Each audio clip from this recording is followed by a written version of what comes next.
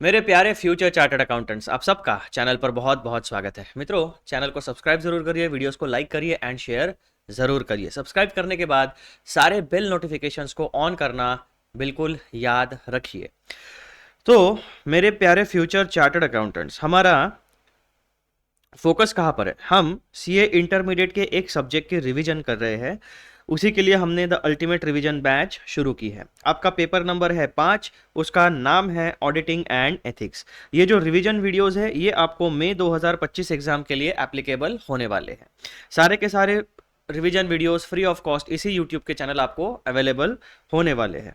देखो, हम जो स्टडी मटेरियल यूज कर रहे हैं वो हमारे प्यारे प्यारे इंस्टीट्यूट ने इशू किया है। ठीक है भाई साहब, तो आपका जो सबसे मेन मुद्दा होता है स्टडी मटेरियल कहाँ से रेफर करना है, तो आपका इंस्टीट्यूट का स्टडी मटेरियल है। दूसरा पॉइंट, फ्री ऑफ कॉस्ट आपको लेक्चर्स मिल रहे हैं यूट्यूब चैनल के ऊपर, तो इस चैनल को आप ध्यान में रखिएगा। तो दो जो आपके मेन इश्यूज होते हैं, स्टडी मटेरियल एंड लेक्चर्स, दोनों का आंसर आपको मिल गया है। अब आपके पास किसी तरीके का कोई एक्सक्यूज नहीं है to not study and to not pass the exams. आपको स्टडी मटेरियल कौन सा यूज करना है?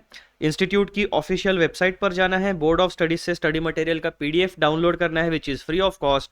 उसमें आपको ऑडिटिंग का जुलाई 2024 वाला एडिशन यूज़ करना है। क्यों जुलाई 2024 वाला? क्योंकि वही आपकी मई 2025 एंड आगे वाली एग्जाम्स के लिए एप्लीकेबल होने वाला है। आपको 2 मॉड्यूल्स है, दोनों मॉड्यूल्स आप डाउनलोड कर लेना। अब मैं आपको लेके चलता हूँ हमारे प्यारे प्यारे इंडेक्स में। जैसे ही हमारी इंडेक्स में एंट्री होती है दोस्तों, वहां पर हमें चैप्टर नंबर 1 दिखता है जिसका नाम है nature, objective and scope of audit. उसमें कुल मिलाकर 15 टॉपिक्स है। 15 में से 13 टॉपिक्स की रिवीजन हमारी कंप्लीट हो चुकी है और इन 13 टॉपिक्स के वीडियोस इसी चैनल के ऊपर अवेलेबल हो चुके हैं। आज हम इस वीडियो में जो टॉपिक रिवाइज करने वाले हैं वो है आपका topic number 14, qualities of auditor. Qualities of auditor जो है वो 1.27 पेज नंबर के ऊपर आपके स्टडी मटेरियल में आपको मिल जाएगा। तो हम लोग क्या कर रहे हैं? इंडेक्स में ट्रैकिंग करते हैं। ये ग्रीन टिक मतलब क्या है कि कॉन्सेप्ट का वीडियो आपके लिए रिवीजन वीडियो अवेलेबल हो चुका है, और ये जो रेड मार्क्ड है these are ultra important topics. इनको सबसे पहले आपको रिवाइज करना है, फिर समय बचेगा तो आप जो बाकी के आपके अनमार्क्ड टॉपिक्स है उनको रिवाइज कर सकते हो, लेकिन इन टॉपिक्स को आप स्किप नहीं कर सकते। ठीक है, तो आप देख लेना। हर वीडियो में मैं आपको ये बता ही देता हूँ कि कौन से टॉपिक्स को हमने मार्किंग किया हुआ है। ये सारी बातें आपको ध्यान में रखनी है। अब ये जो टॉपिक नंबर 14 है, क्वालिटीज ऑफ ऑडिटर, वैसे देखा जाए तो ये उतना ज़्यादा इंपॉर्टेंट टॉपिक नहीं है, लेकिन क्या होता है कि हर दूसरे या तीसरे अटेम्प्ट में इंस्टीट्यूट क्या करता है, इस पे एक छोटा सा सवाल पूछ लेता है। So from exam point of view आप इसको मार्क कर लेना और ये अच्छे तरीके से प्रिपेयर कर लेना। कभी भी छोटा 1 मार्क के लिए, 2 मार्क के लिए, 4 मार्क के लिए इसके ऊपर क्वेश्चन आ सकता है। ठीक है भाई साहब, तो टॉपिक नंबर 14 पर हम चलते हैं, पेज नंबर 1.27 के ऊपर।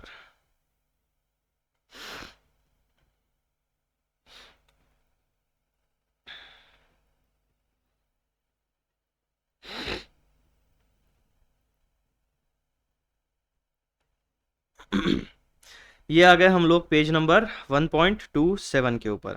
अब देखो, आप एकदम छोटा सा टॉपिक है आपका क्वालिटीज ऑफ ऑडिटर। यहाँ पर आपका 3 लाइन का पैराग्राफ, फिर नीचे आपका आता है ये 2 लाइन्स और 2 लाइन्स, 4 लाइन्स का पैराग्राफ, फिर एक छोटा सा 2 लाइन का पैराग्राफ एंड फिर 4-5 लाइन का पैराग्राफ। तो कुल मिलाकर 3-4 पैराग्राफ में आपका ये कलेक्टिवली टॉपिक समाप्त होता है। तो देखो, quality of auditor. An auditor is concerned with reporting on financial matters of business and other institutions. तो ऑडिटर का मेन काम क्या होता है, यानी ऑडिटर की जिम्मेदारी क्या होती है, वो सबसे पहले आपको यहाँ पर बताया गया है। तो हमारे पास जो ऑडिटर साहब होते हैं उनका मेन कंसर्न क्या होता है? भाई साहब, आपको एक रिपोर्ट बनाना है, दैट मीन्स ऑडिट रिपोर्ट बनाना है। ऑडिट रिपोर्ट आप फाइनेंशियल मैटर्स के ऊपर बनाओगे। आपकी एंटिटी किस प्रकार की हो सकती है? या तो वो बिजनेस एंटिटी हो सकती है या फिर कोई नॉन बिजनेस अदर इंस्टीट्यूशन भी हो सकता है। इतनी बातें हमें समझ गई। अब जो हमारा मेन काम है उस काम से रिलेटेड क्वालिटीज हमारे पास होनी चाहिए। Financial matters inherently are to be set with the problems of human fallibility, errors and frauds are frequent. तो जब भी पैसों की बात आती है या फिर फाइनेंशियल मैटर्स की बात आती है तो वहां पर मोह माया बहुत तगड़े तरीके से काम करती है। और उस मोह माया की वजह से क्या होने के चांसेस बढ़ जाते हैं?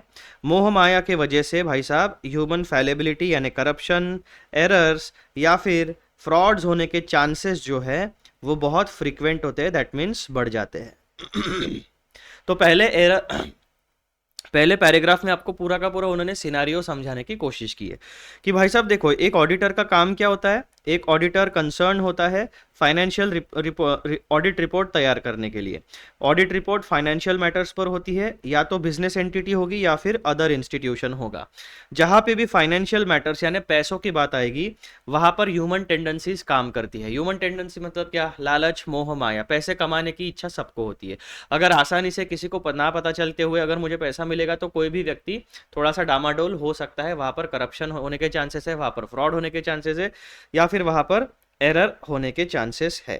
तो 3 प्रकार के फ्लॉज आपको यहां पर बताए गए हैं with respect to financial matters: human fallibility, errors, frauds. तो अब देखो आप लोग, ये जो ऑडिटर है जिसे एक अनबायस्ड ओपिनियन देना है अपने ऑडिट रिपोर्ट में, तो उस ऑडिटर को इन चीजों से कोई फर्क नहीं पड़ना चाहिए। यानी ऑडिटर का कैरेक्टर एकदम तगड़ा होना चाहिए, उसमें ह्यूमन फैलेबिलिटी यानी उसका मनोबल एकदम फिक्स होना चाहिए, एकदम तगड़ा होना चाहिए कि मैं करप्शन नहीं करूंगा, अनबायस तरीके से आपके लिए काम करूंगा। ठीक है, ह्यूमन फैलेबिलिटी नहीं होनी चाहिए, उसमें एरर्स नहीं होने चाहिए, यानी professional scepticism and due diligence के साथ उसने काम करना चाहिए। और ऑडिटर का जो नेचर है वो फ्रॉड्यूलेंट नहीं होना चाहिए, यानी गलत ऑडिट रिपोर्ट देके मस्त तगड़ा पैसा छापने वाला कैरेक्टर ऑडिटर का नहीं होना चाहिए। तो पहले 3 लाइन में आपको ये बहुत सारी बातें पता चल जाती है। वैसे आप रीड करोगे ना तो उसमें एकदम सिंपल सिंपल 3 लाइन्स हैं, लेकिन इन 3 लाइन्स में बहुत सारा रीड बिटवीन द लाइन्स है जो मैंने आपको कॉन्टेक्स्ट यहाँ पर समझाया है। ठीक है भाई साहब, अब दूसरा देखो, तो ऑडिटर के पास क्या क्या होना चाहिए। तो सबसे पहला, tact, caution, firmness, good temper, integrity, discretion, industry, judgement, patience, clear headedness and reliability are some of qualities which an auditor should have. अब इन चीज़ों को, जैसे कि रिपोर्टिंग ऑन फाइनेंशियल मैटर्स, ये काम है, एंड ये जो आपके फ्लॉज है, इन फ्लॉज से बचने के लिए और फाइनेंशियल मैटर के ऊपर रिपोर्ट तैयार करने के लिए एक ऑडिटर के पास कितनी सारी क्वालिटीज होनी चाहिए? Tact, caution, firmness, good temper, integrity, discretion, industry, judgement, patience, clear headedness and reliability are some of the qualities which an auditor should have. तो यहां पर पहला पॉइंट जो है आपका, वो सिनेरियो आपको बता दिया है, इंडस्ट्री सिनेरियो। ठीक है,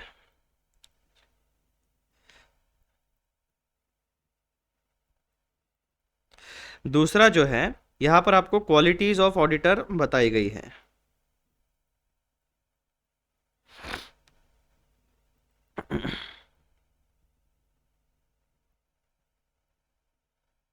ठीक है भाई साहब, अब हम लोग आगे पढ़ते हैं। In short, all those personal qualities that go to make a good businessman contribute to the making of a good auditor। अब यहाँ पर बेसिकली बिजनेसमैन की जगह पर एक गुड ह्यूमन बीइंग भी वो कह सकते थे, लेकिन उन्होंने क्या कहा कि एक गुड बिजनेसमैन बनने के लिए जो क्वालिटीज़ लगती है वही सारी क्वालिटीज़ आपको एक अच्छा ऑडिटर बनने में भी लगती है। मैं फिर से रिपीट करता हूँ, क्योंकि ये जितनी भी क्वालिटीज़ है ये आपको एकदम रट्टा हो जानी चाहिए। कौन सी क्वालिटीज़ होनी चाहिए ऑडिटर के पास? टैक्ट होनी चाहिए। टैक्ट मतलब उसे काम करने का तरीका आना चाहिए हमेशा। अब जैसे कि हमारे स्टैंडर्ड्स ऑन ऑडिटिंग है, अकाउंटिंग स्टैंडर्ड्स है, इंडियन अकाउंटिंग स्टैंडर्ड्स है, फाइनेंशियल रिपोर्टिंग फ्रेमवर्क है, जैसे कि शेड्यूल 3 है, बैंकिंग इंस्टीट्यूशन का फॉर्मेट है, यानी बैंकिंग कंपनी के फाइनेंशियल स्टेटमेंट का फॉर्मेट होता है, इंश्योरेंस कंपनी के फॉर्मेट्स होते हैं फाइनेंशियल स्टेटमेंट्स के। ऐसे अलग अलग एंटिटी के अगर वो किसी स्टैट्यूट, लॉ, रूल या रेगुलेशन से रेगुलेट की जाती है तो हो सकता है कि उससे रिलेटेड फाइनेंशियल रिपोर्टिंग फ्रेमवर्क हो, उससे रिलेटेड फाइनेंशियल इंफॉर्मेशन को रेगुलेट करने वाले लॉज, रूल्स एंड रेगुलेशन हो, नॉन फाइनेंशियल इंफॉर्मेशन को रेगुलेट करने वाले लॉज, रूल्स एंड रेगुलेशन हो सकते हैं। तो जब हम ओवरऑल फाइनेंशियल स्टेटमेंट्स के ऑडिट के बारे में बात करते हैं तो ऑडिटर के पास एक टैक्ट होनी चाहिए। टैक्ट मतलब क्या कि भाई साहब आपका मेन काम क्या है ऑडिटर का? फाइनेंशियल मैटर्स के ऊपर अनबायस तरीके से ओपिनियन जनरेट करना है, उसे रिटर्न ऑडिट रिपोर्ट के फॉर्मेट में स्टेक होल्डर्स को प्रेजेंट करना है, यानी सबमिट करना है। तो ऑडिट जो है ये एक प्रोसेस है, एक प्रोसेस का स्टार्टिंग पॉइंट होता है, उसका एंड पॉइंट होता है। स्टार्टिंग पॉइंट और एंड पॉइंट के बीच में बहुत सारे नंबर ऑफ स्टेप्स एक ऑडिटर को परफॉर्म करने होते हैं। अब ये सारा का सारा जो गाइडेंस है ये हमें हमारे engagement and quality control standards में दिया हुआ है, लेकिन बहुत बार ऐसा होता है कि जितना गाइडेंस हमें हमारे स्टैंडर्ड्स या टेक्निकल स्टडी मटेरियल या गाइडेंस नोट या engagement and quality control standards में प्रोवाइड किया गया है, उसके अलावा भी हमारे रियल लाइफ में कोई सिनेरियोज जनरेट हो सकते हैं, हमारे सामने आ सकते हैं। अब ऐसे केसेस में क्या करना चाहिए, क्योंकि उस पर्टिकुलर सिनेरियो से रिलेटेड हमारे पास गाइडेंस नहीं है। तो टैक्ट मतलब क्या कि ऑडिटर को किसी भी सिनेरियो में फाइनेंशियल इंफॉर्मेशन यानी जो सब्जेक्ट मैटर के ऊपर उसे ओपिनियन देना है उससे related sufficient appropriate audit evidence gather करते आना चाहिए, उसका एनालिसिस करते आना चाहिए एंड उस पर प्रॉपर ओपिनियन जनरेट करते आना चाहिए। यानी किसी भी सिनेरियो में आपका काम नहीं रुकना चाहिए, एक ऑडिटर के पास टैक्ट यानी जुगाड़ करने की स्किल होनी चाहिए।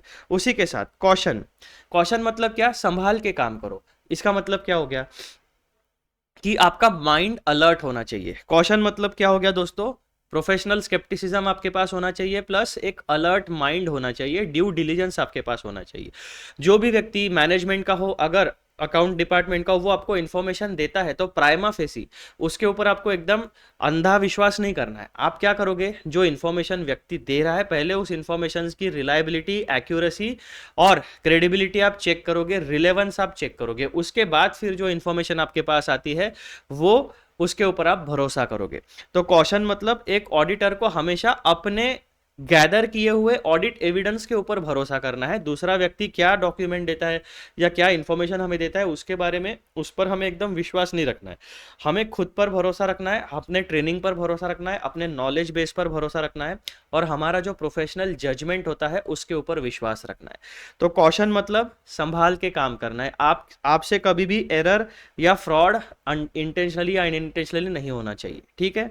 उसके बाद फर्मनेस, फर्मनेस मतलब क्या कि आपने कोई इंफॉर्मेशन मैनेजमेंट से मांगी और मैनेजमेंट ने मना कर दिया, लेकिन आपको अगर लगता है कि भाई साहब मुझे ये इंफॉर्मेशन बहुत ज़रूरी है to gather sufficient appropriate audit evidence, तो आप अपने जजमेंट के ऊपर फर्म होने चाहिए, आप अपने काम के ऊपर फर्म होना चाहिए। किसी ने अगर आपको बोल दिया तो उसके बोलने से आप इन्फ्लुएंस नहीं होने चाहिए। तो इसीलिए आप में एक सर्टन फर्मनेस होनी चाहिए, आपको पता होना चाहिए आप क्या कर रहे हो, आप सही कर रहे हो या आप गलत कर रहे हो। उसके बाद गुड टेम्पर, यानी एक ऑडिटर को कभी भी गुस्सा नहीं करना है। क्यों? क्योंकि ज़रूरत ही नहीं होती है। आपके पास सीधा सीधा भाई साहब इन्फॉर्मेशन मांगो, मिलती है तो सफिशिएंट अप्रोप्रिएट एविडेंस गैदर करो, अगर एविडेंस ठीक है, सफिशिएंट है, अप्रोप्रिएट है तो ओपिनियन जनरेट करके ऑडिट रिपोर्ट में रिफ्लेक्ट करो।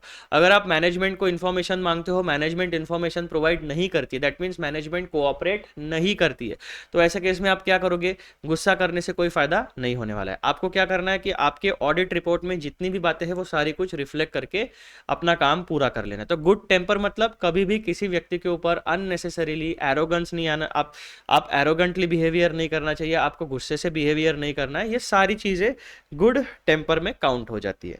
फिर इंटेग्रिटी मतलब ऑनेस्टी, अपने खुद के काम में एक ऑडिटर जो है वो इंटेग्रिटी मेंटेन करनी चाहिए, ऑनेस्ट होना चाहिए, हार्ड वर्किंग होना चाहिए। डिस्क्रेशन मीन्स सीक्रेसी मेंटेन करनी है आपको किसी व्यक्ति से दूसरे के फटे में टांग नहीं अड़ानी है। अपना काम करो प्रॉपरली, जितना भी चीज़ है वो ऑनेस्टली अपना काम करो, डिस्क्रेशन रखो, यानी सीक्रेसी ऑफ इंफॉर्मेशन आपको मेंटेन करनी है और अपना काम करना है। फिर इंडस्ट्री मतलब, इंडस्ट्री का मतलब क्या होता है, यहाँ पर एक एंटरप्रेन्योरशिप वाला जो स्पिरिट होता है कि खुद होके इनिशिएटिव आपको लेना है, तो वो उस तरीके की क्वालिटी को कहा जाता है इंडस्ट्री। जजमेंट मतलब प्रोफेशनल जजमेंट, यानी उसमें हर तरह का जजमेंट आपका एकदम सटीक बैठना चाहिए।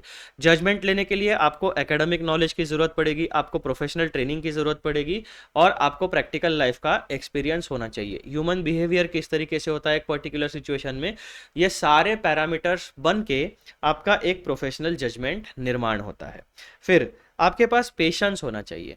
जैसे कि गुड टेम्पर और पेशेंस, ये दोनों कनेक्टेड चीज़ें हैं। अगर आप किसी व्यक्ति को, किसी एम्प्लॉय को अगर आप इन्फॉर्मेशन मांगते हो तो वो एम्प्लॉय उस एंटिटी का है, वो एम्प्लॉय आपके लिए काम नहीं करता, वो एम्प्लॉय आपको इन्फॉर्मेशन देने के लिए नहीं बैठा है। वो एम्प्लॉय क्या करेगा, उसका जो डेली रूटीन का उसका जो काम है वो करते हुए ऑडिट को सपोर्ट करेगा। तो आपके पास पेशेंस होना चाहिए इन्फॉर्मेशन मांगने के बाद वो रिसीव होने तक, आप तो थोड़ा वेट करना पड़ेगा। अगर आपने कोई इन्फॉर्मेशन मांगी और आपको ऐसा ध्यान में आया कि ये वाला रिस्की एरिया है, यहाँ पर फर्दर ऑडिट प्रोसीजर यानी डिटेल में काम करना पड़ेगा। कॉम्प्लेक्स ट्रांजैक्शंस है, तो जब कॉम्प्लेक्स ट्रांजैक्शंस को हम चेक करते हैं तो हमें बहुत ज़्यादा पेशेंस को मेंटेन करना पड़ता है, यानी एकदम ऐसा फास्ट बस सुपरफिशियल चेकिंग करके ओपिनियन नहीं देना है। जहाँ पर डिटेल काम करने की ज़रूरत है वहाँ पर डिटेल में काम करो, जहाँ पर नॉर्मल काम करने की ज़रूरत है वहाँ पर नॉर्मल काम करो। तो पेशेंस मतलब जहाँ पर जिस तरीके के काम की ज़रूरत है वहां पर उस तरीके का नेचर अप्लाई करो। फिर क्लियर हेडेडनेस मतलब कंफ्यूजन नहीं होना चाहिए। जो भी आपके कॉन्सेप्ट्स है, जो भी आपके टॉपिक्स है, जो भी आपके स्टैंडर्ड्स है, बिल्कुल आपको इंटरप्रिटेशन उसका एब्सोल्युटली पता होना चाहिए कि इस पर्टिकुलर सिचुएशन में कैसे करना है। ऐसे 200 हमें क्या बताता है आपको एकदम क्लियरली पता होना चाहिए। ऐसे 500 की जो सीरीज है ऑडिट एविडेंस की, ऑडिट एविडेंस किस तरीके से गैदर करना है। ऐसे 700 वाली जो सीरीज है उसमें ऑडिट रिपोर्ट किस तरीके से करना है। तो ये सारा एकदम क्लियर हेडेडनेस आपके पास होना चाहिए, कंफ्यूजन झामल झामल नहीं करना है वहां पे। फिर एंड रिलायबिलिटी, यानी आपको देखने के बाद आपका पूरा ड्रेसिंग सेंस कैसा है, आपका बिहेवियर कैसा है, आपका नॉलेज बेस कैसा है, आपकी मार्कशीट कैसी है, आपका एकेडमिक ट्रैक रिकॉर्ड कैसा है, इन सारे पैरामीटर्स से डिसाइड होगी आपकी रिलायबिलिटी। रिलायबिलिटी कब होती है, जब हम उस किसी भी प्रोडक्ट या सर्विस का जब हम एक्सपीरियंस लेते हैं over a period of time consistently, अगर वो प्रोडक्ट या सर्विस हमारे नीड को फुलफिल करता है तब हम कहते हैं कि ये प्रोडक्ट रिलायबल है और या फिर ये सर्विस रिलायबल है। तो रिलायबिलिटी मतलब क्या, अगर आप किसी ऑडिटर को हायर करते हो तो जो एंटिटी आपको हायर कर रही है प्रोफेशनल सर्विस प्रोवाइड करने के लिए, उसके दिमाग में उसके मन में ये भरोसा होना चाहिए कि ये ऑडिटर अनबायस्ड है, सही तरीके से काम करेगा, दिए हुए टाइम फ्रेम में ऑडिट रिपोर्ट प्रिपेयर करके हमें प्रॉपर एक रिटर्न ऑडिट रिपोर्ट प्रोवाइड करेगा। तो रिलायबिलिटी मतलब क्या होता है, ट्रस्ट, विश्वास, भरोसा।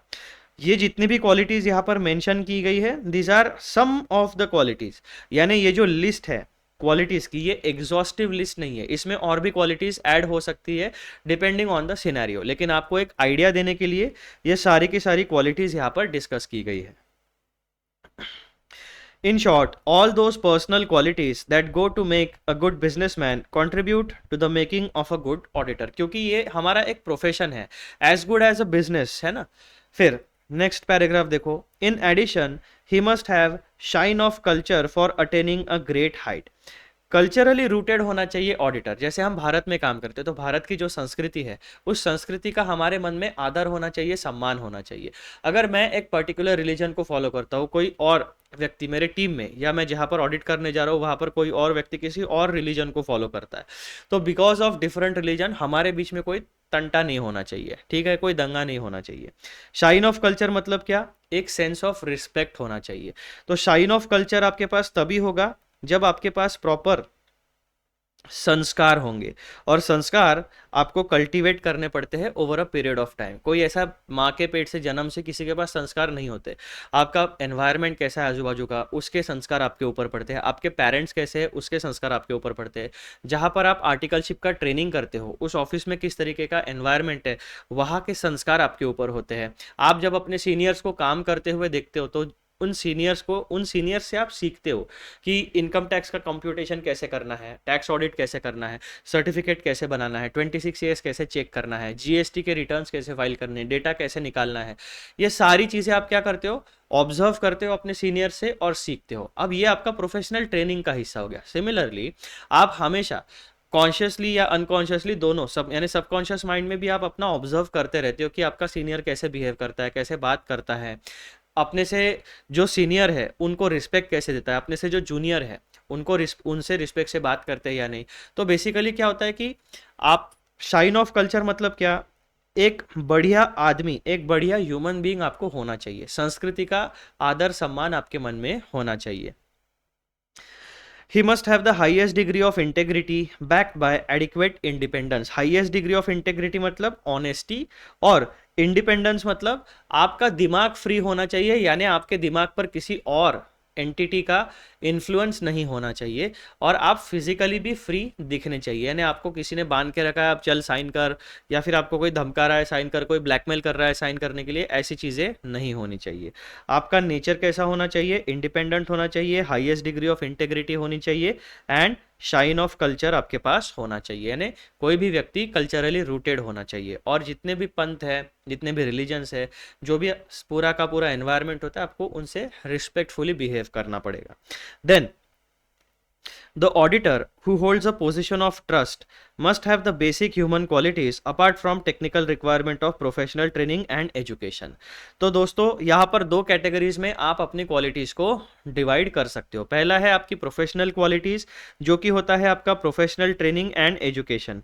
ये हो गई आपकी टेक्निकल, ये आपकी टेक्निकल क्वालिटीज हो गई, professional training and education.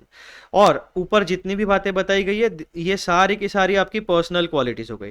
Tact, caution, firmness, good temper, integrity, discretion, industry, judgement, patience, clear headedness, reliability, इतनी सारी क्वालिटीज पहले पैराग्राफ में हो गई।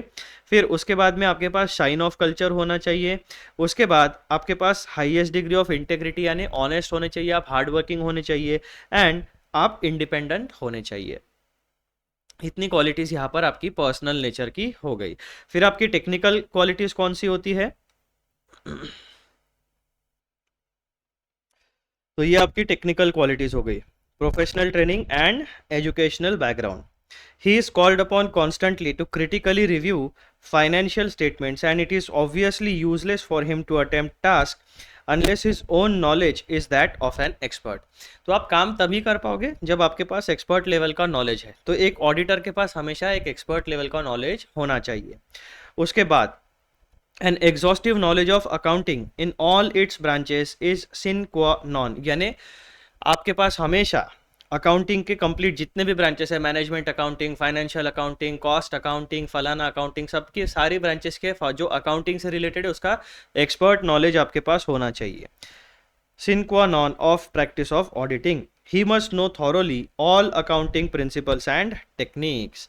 तो आपको अगर फाइनेंशियल स्टेटमेंट्स का ऑडिट करने वाला ऑडिटर बनना है तो ऑडिट का, अकाउंटिंग का कंप्लीट एक्सपर्ट लेवल का नॉलेज आपके पास होना चाहिए। ठीक है, बेसिक से लेकर एडवांस लेवल तक। तो इतनी सारी क्वालिटीज मित्रों यहाँ पर आपको बताई गई है। देखो जी, तो यहाँ पर आप एक काम कर लेना, हाईएस्ट डिग्री ऑफ इंटेग्रिटी ये भी आपकी क्वालिटी है, एडिक्वेट इंडिपेंडेंस ये भी आपकी क्वालिटी है।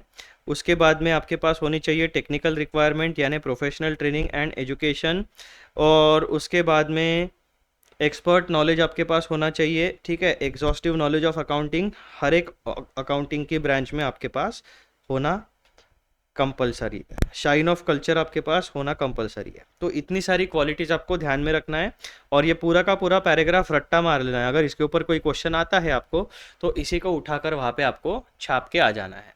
ठीक है दोस्तों, तो यहाँ पर हमारी जो रिवीजन है टॉपिक नंबर 14 की, which is qualities of auditor, उसका रिवीजन होता है कंप्लीट, और ये वीडियो यहीं पर होता है समाप्त। हम मिलेंगे अगले वीडियो में, और अगले वीडियो में हम लोग रिवाइज करने वाले हैं इस चैप्टर का आखिरी टॉपिक, जो है आपका engagement and quality control standards and overview.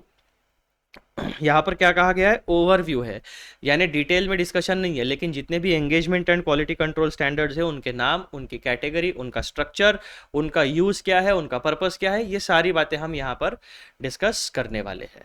तो मित्रों ये वीडियो जो होगा थोड़ा लंबा होगा क्योंकि ये थोड़ा बड़ा टॉपिक है, तो इसको हम करेंगे अगले वीडियो में रिवाइज। अब हमारा एक काम और बचा हुआ है, और वो काम है दोस्तों टिक कर बिल्ला करने का। आप एक काम करना ना, आप ये जो टॉपिक नंबर 15 है ना, इसको भी रेड मार्क कर ही लो क्योंकि ये भी इंपॉर्टेंट टॉपिक है। तो देखो कितने अल्ट्रा इंपॉर्टेंट टॉपिक्स हमने, टोटल 15 टॉपिक्स है चैप्टर नंबर 1 में। उसमें से हमने अल्ट्रा इंपॉर्टेंट मार्क कितने किए हैं? 1 2 3 4 5, 1 2 3 4 5, ठीक है, 6 7 और 8। 15 में से 8 टॉपिक्स तो आपके अल्ट्रा इंपॉर्टेंट है, ये तो आपको स्किप करना ही नहीं है, यानी कंपलसरीली इसको पढ़ना है, रिवाइज करना है, मेमोरी में फिक्स रखना है। बाकी टॉपिक्स में आपके ऊपर छोड़ता हूँ, आप कौन से टॉपिक को इंपॉर्टेंट कहते हो, कौन से टॉपिक को मॉडरेट या एवरेज टॉपिक कहते हो, I leave it up to you. लेकिन अल्ट्रा इंपॉर्टेंट टॉपिक्स है, इनको आप छोड़ नहीं सकते। तो चलो मिलते हैं अगले वीडियो में, तब तक के लिए bye bye and takes the cares.